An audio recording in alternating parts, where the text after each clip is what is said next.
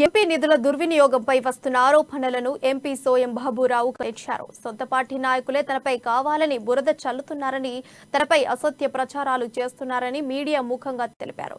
సొంత పార్టీకి చెందిన నేతలు రాథోడ్ రమేష్, పాయల్ శంకర్ తన ఎగుదలను చూసి ఓర్వలేక దుష్ప్రచారం చేస్తున్నారని చెప్పారు.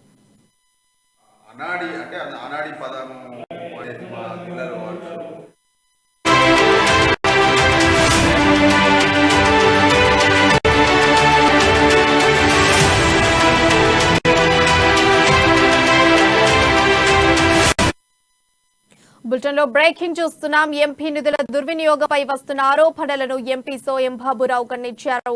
సొంత పార్టీ నాయకులే తనపై కావాలని బురద చల్లుతున్నారని, తనపై అసత్య ప్రచారాలు చేస్తున్నారని మీడియా ముఖంగా తెలిపారు.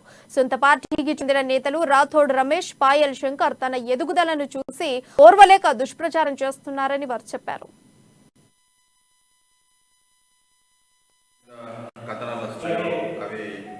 నా మీద ఏదైతే ఒరవలేక అవగాహన లేక ఇలాంటి కథనాలు రాయించడం జరుగుతుంది. వాళ్ళ స్వార్థం కోసం రాయించడం జరిగింది. అంటే ఎంత అనాడి పదము అనేది మా జిల్లాలో వాడతారు. అంటే తెలివి లేని వాళ్ళు చేసే ప్రయత్నమే తప్ప వేరేది కాదు. అంటే వాస్తవంగా ఎంపీ నిధులకు ఒక సిస్టమ్ ఉంటుంది, ఒక ప్రణాళిక ఉంటుంది.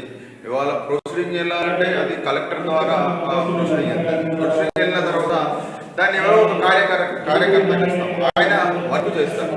ఇది వర్క్ చేసిన తర్వాత వీళ్ళు కూడా అధికారులు పోయి దాన్ని ఇన్స్పెక్షన్ చేస్తారు, క్వాలిటీ కంట్రోల్ చేస్తారు. అన్ని రకాలుగా చేసిన తర్వాతనే ఎంపీ నిధులలో వాళ్ళకు ఇవ్వడం జరిగింది.